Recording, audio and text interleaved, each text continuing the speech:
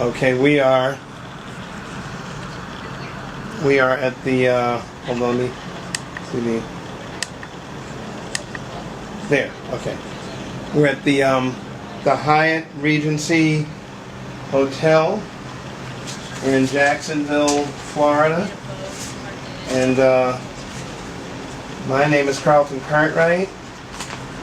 I am the Executive Director for the Children's Coalition Incorporated. And we're here today interviewing, sir, what is your name? Frank Doglione. Okay, Frank. And Frank, how old are you? I am 68 years old. Okay, and when is your birthday? December 28th, 1945. Okay, and where were you born? In Flushing, Queens, New York. Okay, all right. Okay, let's see.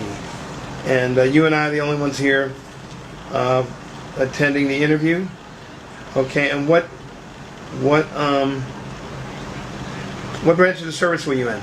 I was in the United States Air Force. Okay, and what branch of? Okay, well, what war did you serve in? Vietnam. Okay, all right. What was your rank when you separated? Well, out of the Air Force, I separated as a staff sergeant, and then when I went back into reserves, I retired from the reserves as a master sergeant. Okay. All right. Okay, were you drafted or did you enlist? The Air Force only took enlistment, so I enlisted. Okay. Where were you living at the time?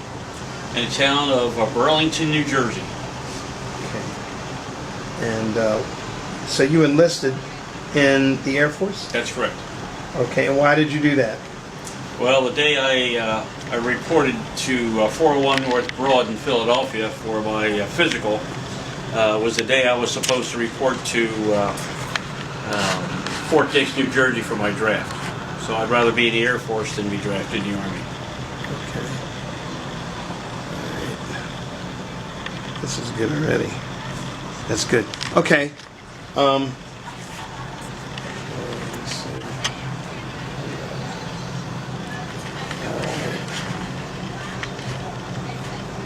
There. Okay, cool. Okay, so explain that to me one more time. I'm sorry. I was supposed to go into the Army at Fort Dix, New Jersey, but the day that I was supposed to report for the draft at Fort Dix, my Air Force recruiter had me go to 401 North Broad in Philadelphia to go in the Air Force. Okay.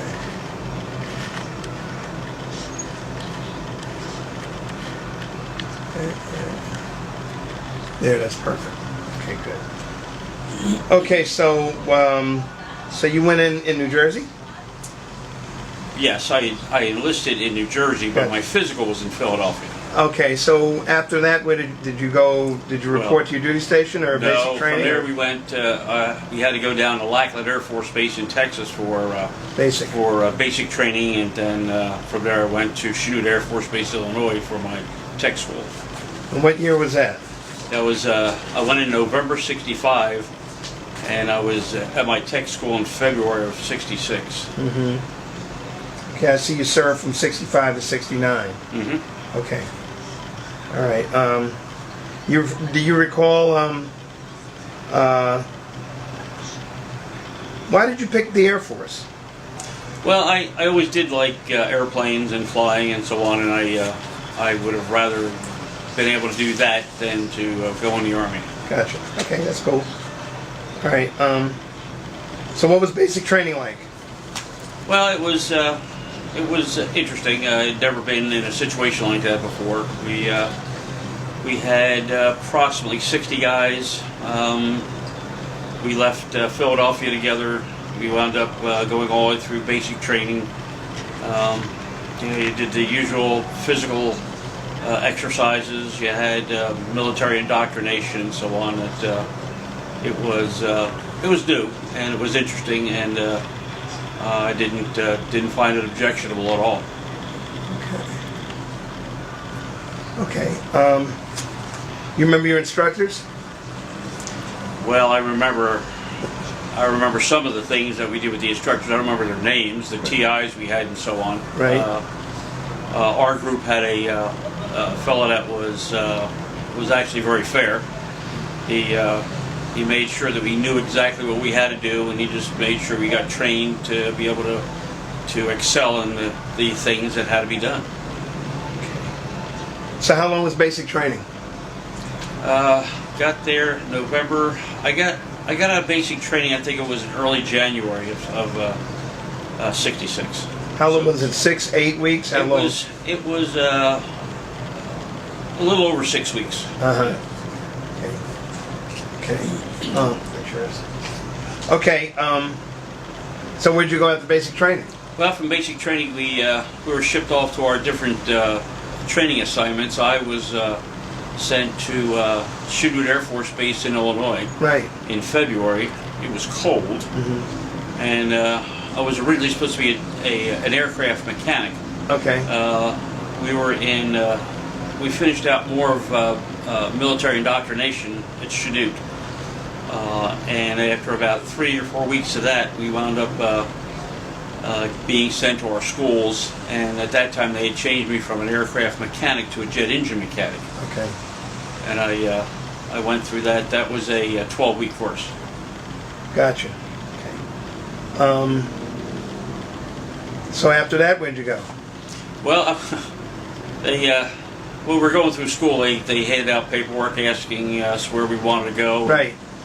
I lived in New Jersey at the time, and I asked for McGuire Air Force Base. I wound up being one of the top 3 guys in the class, and I wound up getting sent to McGuire. Oh, you got what you asked for, I huh? did. Cool. All right. Okay. All right. So how long were you there? I was there about a little over a year and a half. Then I wound up with orders for Southeast Asia. After I got the orders for Southeast Asia, they sent me to school in O'Connell Air Force Base to get training on the F-105 engine, which was the J-75 engine. And I was there for about 10 weeks. From there, we were sent to Travis Air Force Base, and then sent right to our duty stations overseas, and mine was Karat Air Force Base, Thailand. Oh, okay. Oh, you were stationed in Thailand. Well, how long were you there? About 3 days short of a year. I got there December of '67 and came back December of '68.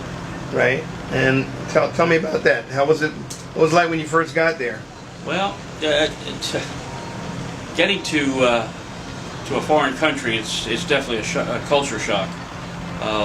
The first week or so I was there, I really didn't think I was going to make it a year.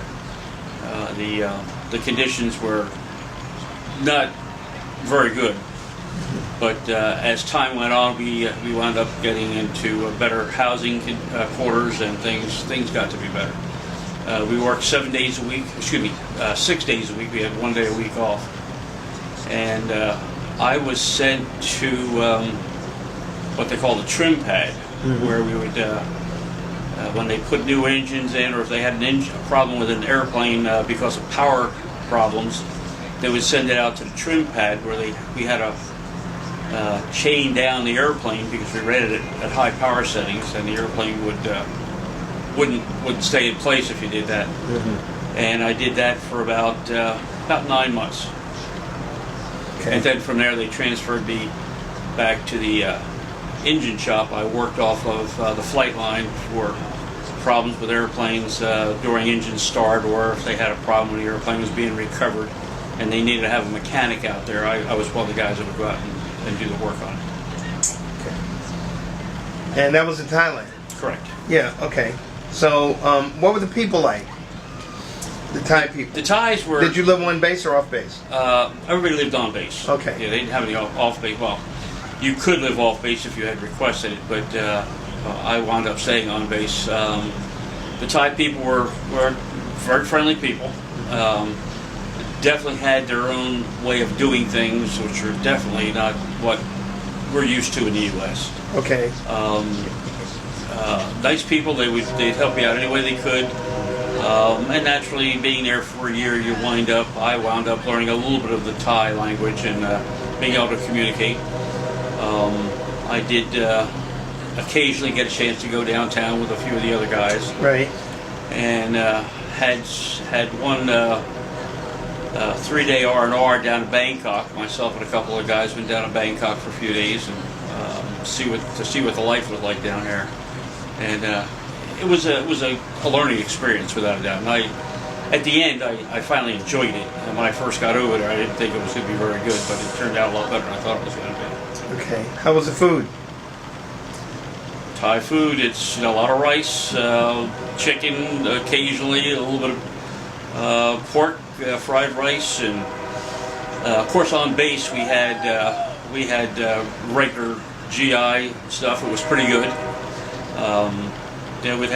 It'd be interesting. I'd get off of work at 6 o'clock in the morning, so my evening meal after work was actually breakfast, and it was interesting. You go into the chow hall and there'd be large pans of fresh pineapple. So I had plenty of pineapple when I was over there in Thailand.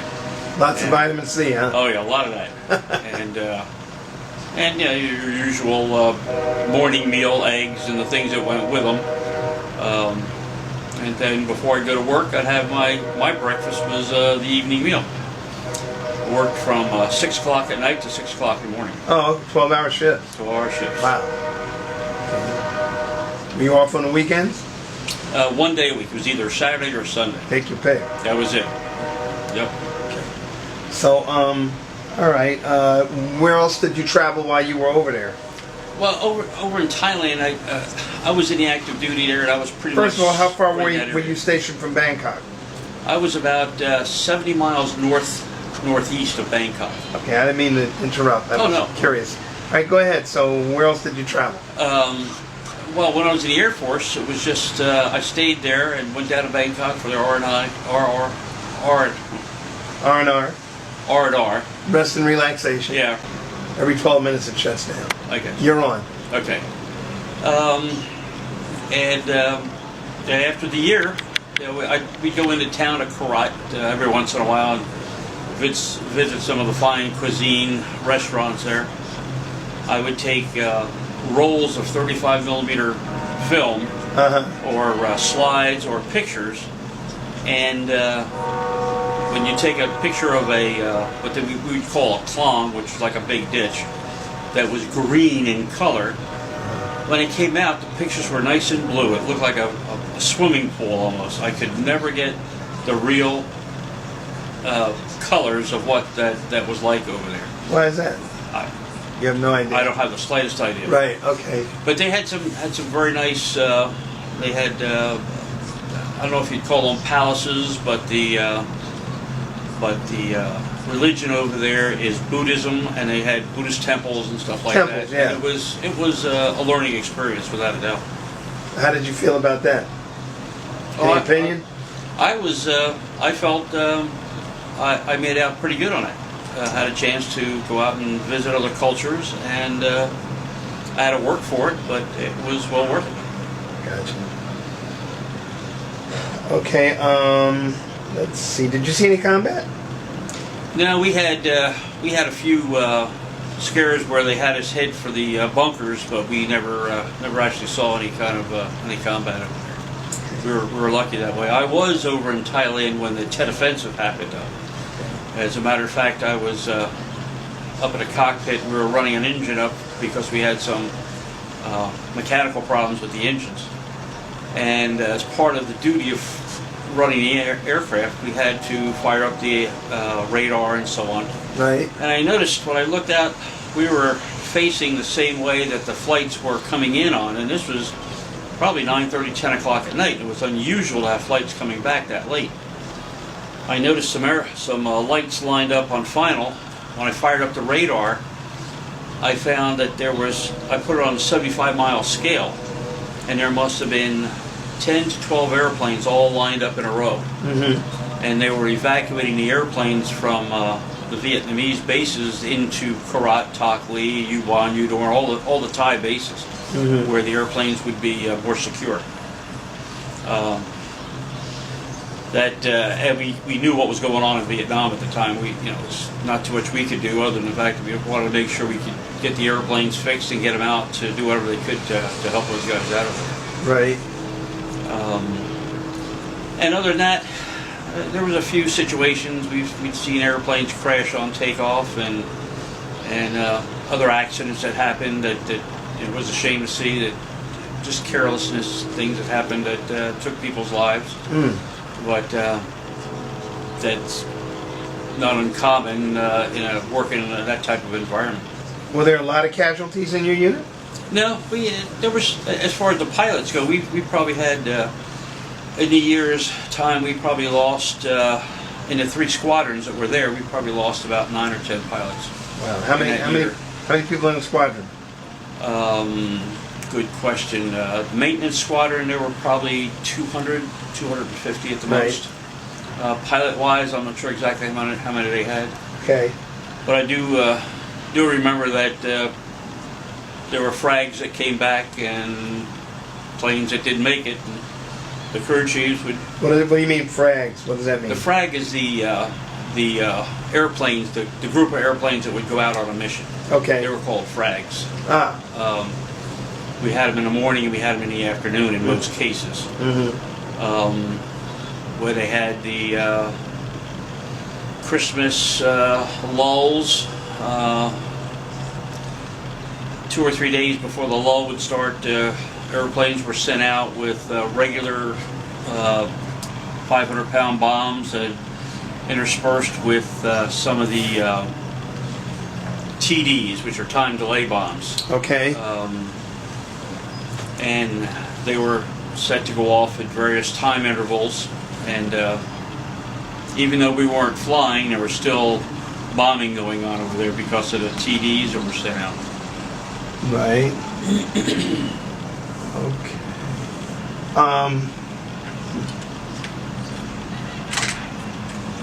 So what did that mean to? Well, as far as we were concerned, I mean, we knew what was going on, and it was just that's what war's about, I guess. When I left, it was early December is when we started. I started getting ready to come back home. Right. We had a squadron of F-4s. Were replacing some of the F-105s that we had lost. So there were new airplanes coming in, and they had different capabilities. They were still doing very similar bombing structures that the F-105s were doing, but they had their own way of going into the drop zones to drop the bombs. Okay. All right. You said pilots, but what about the guys that you work with? How many? How much? We had casualties. Well, we didn't have any casualties other than problems with coming down with various diseases that they might get over there. Oh. We're pretty much in good shape. We had hydraulics, electrics, avionics, mechanics like myself, jet engine mechanics and aircraft mechanics, and for the most part, everybody was pretty straight-laced, and we didn't have any major problems that way. Okay. Okay.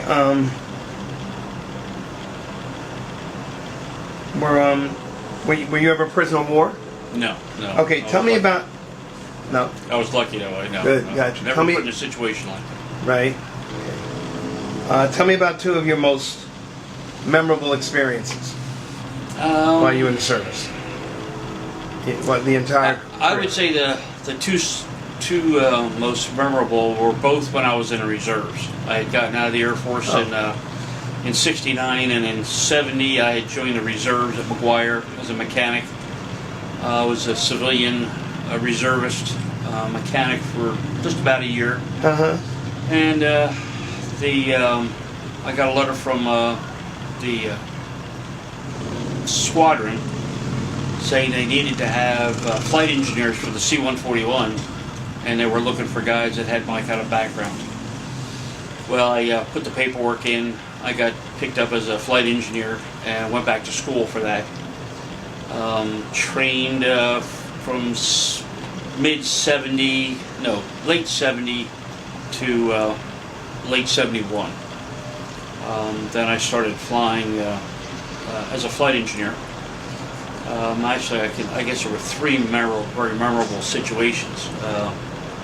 One was shortly after I got back to McGuire for my training assignment. I was part of a crew that was doing some training, what they call local training. There would be 4 to 6 pilots and 3 to 4 flight engineers pick up an airplane with about 40,000 pounds of fuel on it, and we'd fly around the base doing different approaches and different maneuvers that pilots had to be kept up on. On one of the second or third training sorties I was on, we had a situation called a runaway pitch trim. And the pitch trim device on the C-141 was not like on any other airplane. They didn't have any manual wheels or anything so that you could see that the airplane stabilizer was changing.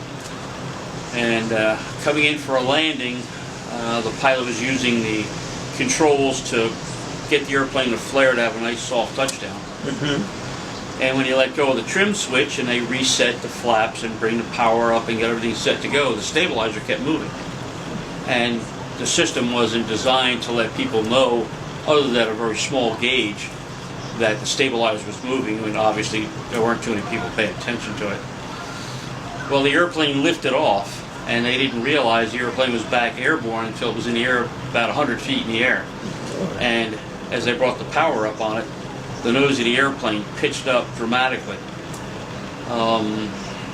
It went from ground level to 7,200 feet before we got the airplane back under control. And if it wasn't for the commander, Bob Fisher, being a UPT pilot, or trainer rather, and that was years before. Yeah. He knew what to do. He rolled the airplane into a very tight bank and let the airspeed build up. And other crew members did what they had to get the stabilizer back in position.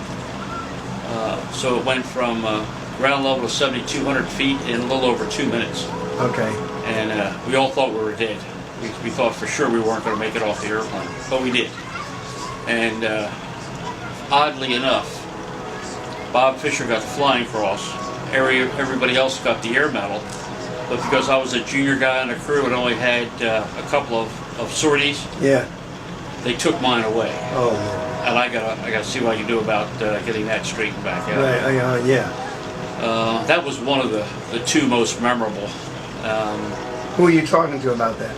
I haven't talked to anybody yet, but I'm going to we'll check back into it. It was in 903rd Airlift Wing at McGuire. Okay. It was a reserve operation there. We'll talk about it later. Yeah. Okay. The other one was the Vietnam baby lift. Mm-hmm. I had been flying with the reserves probably 4 or 5 years, and I got a call from my flight engineer, chief of engineers, and he says, "Frank," he says, "we got a problem. He says, we got a major thrust on getting people out of Vietnam. We need you for about 8 to 10 days." Uh-huh. I was working for my brother-in-law at the time, and I mentioned to him that I was going to need some time off for about a week. And he said, "Yeah, whatever you need to do." So I got a call from him about noontime, and I guess it was the following day at noontime we were taking off heading towards California. And what happened then? Well, in the Philippines, what they did, they had crews that were going into country, into Vietnam, and bringing out all the civilians they could. But they were mostly, this was before they evacuated Vietnam completely. They were bringing out the kids, the Vietnam baby lift, they called it. Right. And it was a unique situation. The airplane was designed to be able to put seats in it and to have, a regular airline seat or these web seats.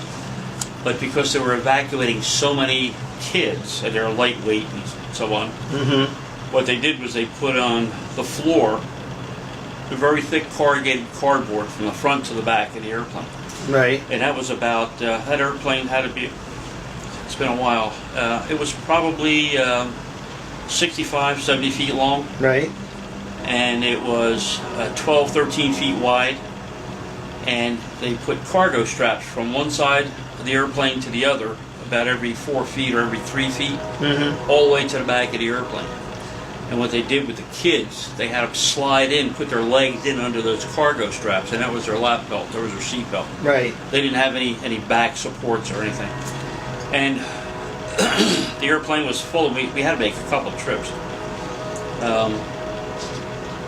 We had, it was probably 20, 25 rows of kids, and it, naturally, depending on how old they were, how wide we would have them in there. And we had probably 20 Thai or Vietnamese adults that would go to accompany them. And we took them in from Hickam Air Force Base. We took them into Hawaii, and we dropped them off in Hawaii, went back to Hickam to pick up another load to bring them out. Okay. And after about 3 loads, and this took about 2 weeks actually to get all that stuff done. Then our last trip through Hawaii, we picked a whole load of kids, and we took them back into Travis, and then they were distributed throughout the USA to find homes for them. Right. And that was in your reserve? Yes. Right. Yeah, we had a unique reserve operation. We had what they call Texas tours. We were part of the early part of the active reserves, where we were doing the same job as the military was.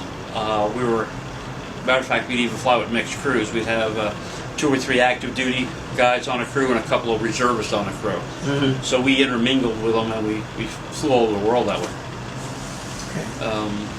So that was 2 of the 3 most memorable. And then I think the 3rd most memorable was we had lost 2 C-141s out of McGuire Air Force Base the same day. Okay. Wow. One was a trip into Thule, Greenland. They were active duty. That was an active duty crew. Right. And because the layout of the runway, they're Thule, and the weather being not real clear, Right. The airplane was coming in and flaring for a landing. They think the pilot's seat slid back. The co-pilot wasn't fast enough reacting to take over the controls. The airplane landed, went sideways, broke in 2, and rolled up at the end of the runway in a big ball of flames. God. And the night, about 10 hours before that, a crew that was from my squadron took off out of McGuire and was going to Mildenhall, England. And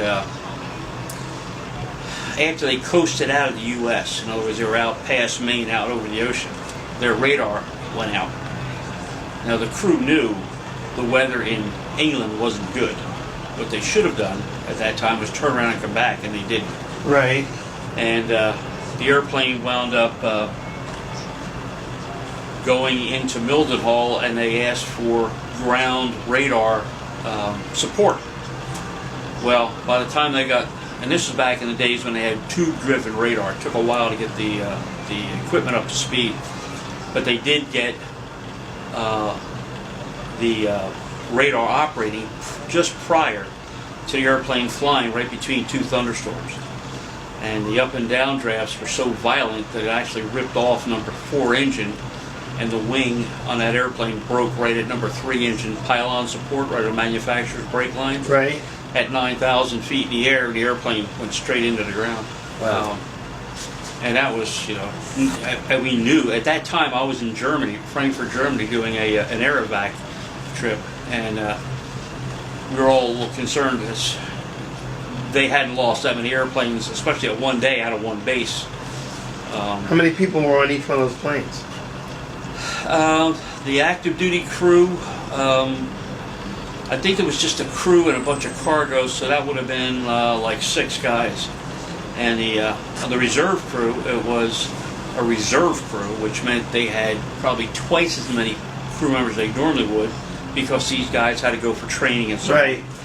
Plus, they were carrying some passengers, so they had probably 15 or 18 people lose their life on that one. Wow.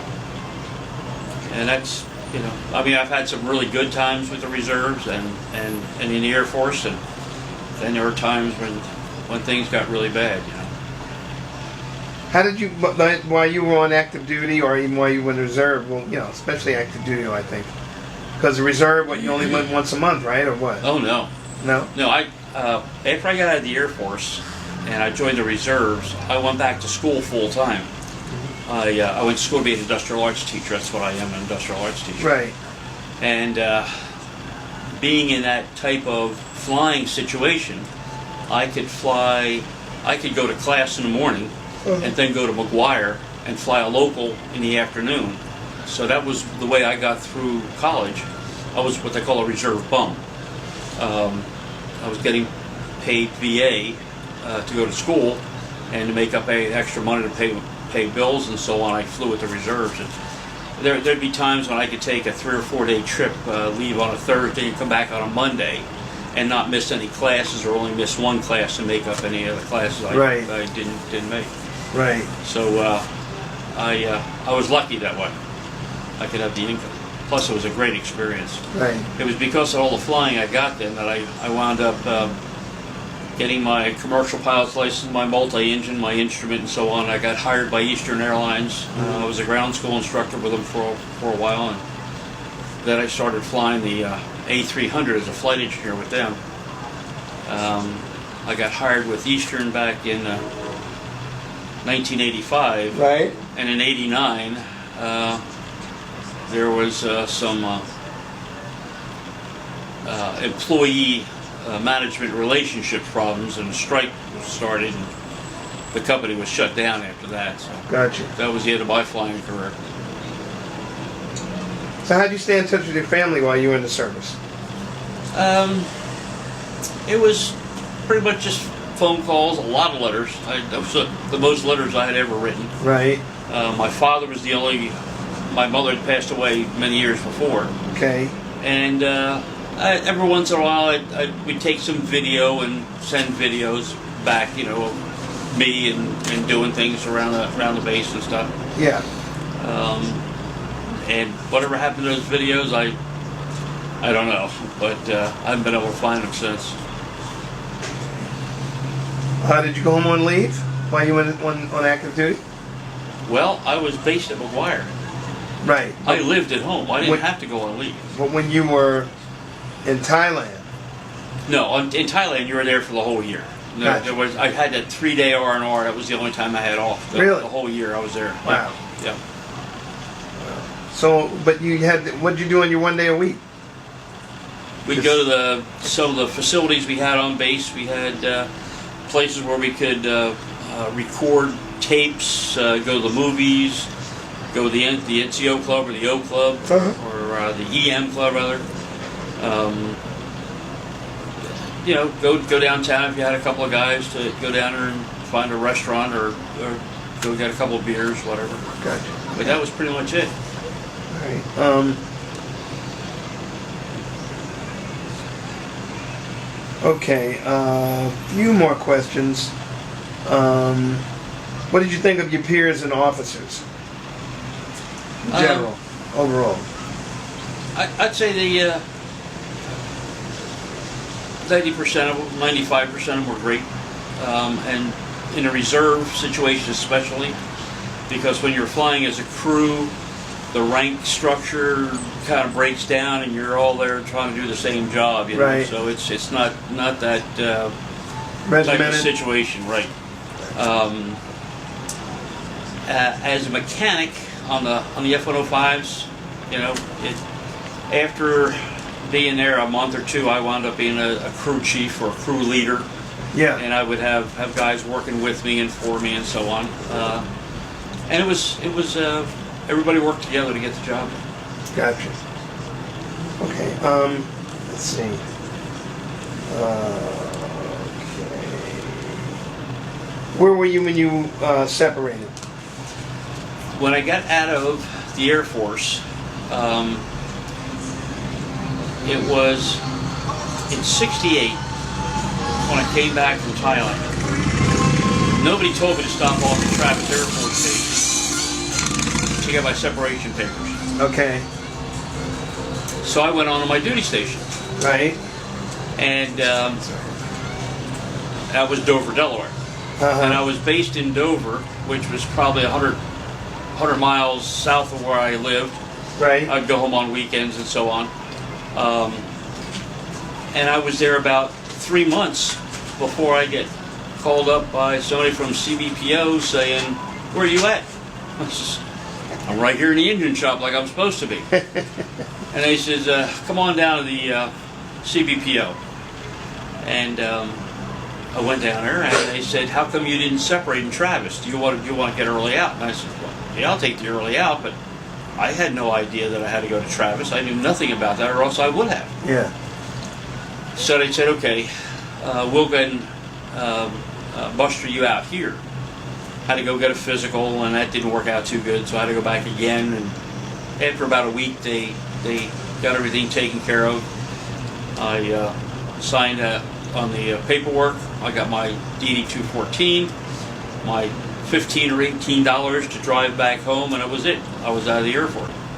A couple of weeks later, I'd been out looking for a job. I went back to McGuire to see if I could get hired as a civilian, because there were civilians working there when I was in the Air Force there.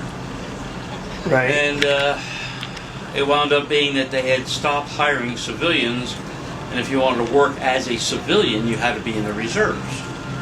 Okay. So that's why I still had a 2-year reserve commitment. Oh, okay. So I was active reserve, and I was a civilian at McGuire. And within a year, there was another position open to fly, and that's why I transferred over to the flying squadron. Right. Okay. So you use your GI Bill for school. Oh, yeah. Okay. Okay, so you got to use your GI Bill. Any of the close friendships you made have you maintained to? Well, I've tried to, especially the guys I was over in Thailand with, but they seemed to disappear.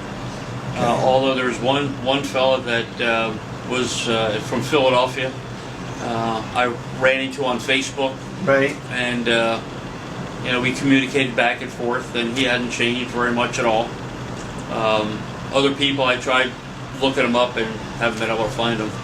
Gotcha. So I became acquainted with that fella, but that was about as far as it went. Just something on Facebook. Right. Okay. So after the service, what was the civilian job you had after the service? I was a jet engine mechanic in the reserves. So I was still back in the military, and that was my civilian job. Okay, and who did you work for? The McGuire Air Force Base. They had the propulsion branch. And how long did you do that? For a year, a little over a year. Then I wound up transferring into the reserve, straight reserves. Yeah. I didn't have my civilian job anymore. Right. But I was flying, and I could fly fairly often. So that's when I decided to go back to college. Okay. That gave me the freedom to be able to take the classes I needed to become an industrial arts teacher. Mm-hmm. And I went to school about 30 miles away from my house, so everything was in relatively close commuting capability. Right. So I went to school to be an industrial arts teacher and flew in the reserves. And after I graduated college, I was still in the reserves. I went to work for Flight Safety in Wilmington, Delaware, as an instructor on corporate jets. Oh, okay. And then from there, I wound up going to work for Eastern Airlines. They were looking for instructors also. And how long did you do that? About 5 years. Well, 4 years. Where'd you go after that? Various places. I went to work for a company in Miami as a instructor for 727s, and went to work for P&M for a while. They were starting back up. I was up in Portsmouth, New Hampshire. Mm-hmm. Unfortunately, that didn't last too long. I helped. I was the head of the training department for a small airline that got started, that evolved into what is now Air Tran, which just got bought up by U.S. Air. Gotcha. So I've been in the aviation industry, just doing a variety of different jobs. Training and mechanical type of stuff was the main thrust of it, and doing some flying too. Right. Okay. All right. Did your military experience influence your thinking about war or about the military in general? Yeah, but I also noticed that the military has changed. The military of today isn't quite the same as what it was when I was in. I would say that I'm trying to get my son to join the military. Yeah. There are definitely benefits. That I've had some problems with having that happen. The thing I think about war is I was in Vietnam and how that was not a very popular war. Right. And the people that I was trying to fight against are now making underwear. Okay. And I'm wearing a pair of underwear made in Vietnam. You know. Okay. So it's amazing to see what happens as time evolves over all these years that have gone on. Right. People that you would have considered as being an enemy or evolve into being allies of some sort. So it's a very fluid situation. Right. Okay. How did your service and experiences affect your life? Oh, substantially. Oh, absolutely. If I hadn't gone into the Air Force and gotten into a field that I enjoyed, right,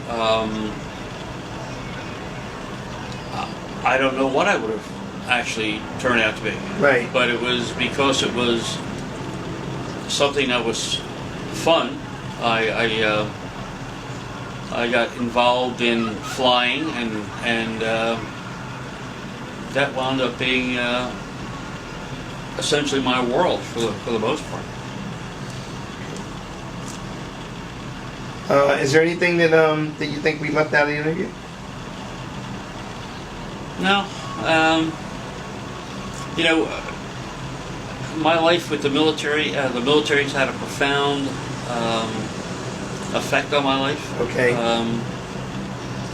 And it's been, in my case, positive. I think the Air Force has been a benefit for me. Although, just like any military, there are some things that you'd rather not have been involved with. Right. But that's in anybody's life, and it doesn't have to be necessarily the military. It's you've got to be able to learn how to think, and I'm sure that the military procedures I went through had a lot to do with making me think things through the way I do. So it's been positive for the most part. All right, well, we'd like to thank you for your service, and I'd like to thank you very much for this interview. Oh, my pleasure. Thank you.